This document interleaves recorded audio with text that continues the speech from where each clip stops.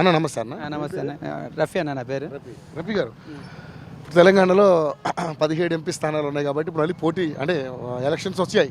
దేశం మొత్తం కూడా ఎంపీ ఎలక్షన్స్ జరుగుతూ ఉన్నాయి. మరి మన తెలంగాణలో ఈ 17 సీట్లలో ఎన్ని సీట్లు ఏ పార్టీ కైవసం చేసుకుంటే, ముఖ్యంగా మన సికింద్రాబాద్ కాన్స్టిట్యూన్సీ కాబట్టి ఇక్కడ ఎవరు గెలిచే అవకాశం? ఇక్కడైతే కిషన్ రెడ్డి అన్న. ఇక్కడ కిషన్ రెడ్డికి ధోకాలేదు. ఇక్కడ కిషన్ రెడ్డి ఎవరు పోటీ కూడా కదా, ఆయనకి ఎవరు పోటీ రారు. మన కాలేరు వెంకటేష్ అయితే వచ్చేసిండు ఎమ్మెల్యేగా అయితే. ఎమ్మెల్యేగా ఆయన వచ్చారు. ఓకే, సో ఎంపీగా మాత్రం కిషన్ రెడ్డి పక్క కిషన్ రెడ్డి. కాంగ్రెస్ నుంచి దానం నాగేంద్ర పోటీ చేస్తున్నారు, ఆయన రాడు. మరి బీఆర్ఎస్ నుంచి పద్మారావు గారు పోటీ చేస్తారు, ఆయన కూడా రాడు. కిషన్ రెడ్డి నిలబడితే ఇక్కడ ఇంకా తిరిగేలేదు. ఇక్కడ ఒకప్పుడు కిషన్ యాదవ్ ఉండే, ఇప్పుడు కిషన్ రెడ్డి. అంతేనా? అంతే. ఓకే, సో అంటే ఇది బీజేపీ అడ్డానా?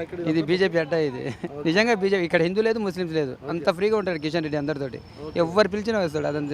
అతను అంటే చాలా మందికి చాలా రకాలుగా ఇష్టం. అసలు ప్రతి ఇంటికి వస్తాడు. అబ్బా వర్షాకాలం చూస్తే అసలు పిచ్చోళ్ళు అయిపోతాం. ప్రతి ఇంట్లోకి వచ్చిండు, ప్రతి ఇంట్లో మాట్లాడిండు, భుజాల మీద చేస్తాడు ఫ్రీగా. చాలా మంచిగా మాట్లాడతాడు ఆయన. Kishan Reddy is a great. Majority చెప్పలేమన్నా, మెజార్టీ చెప్పలేము.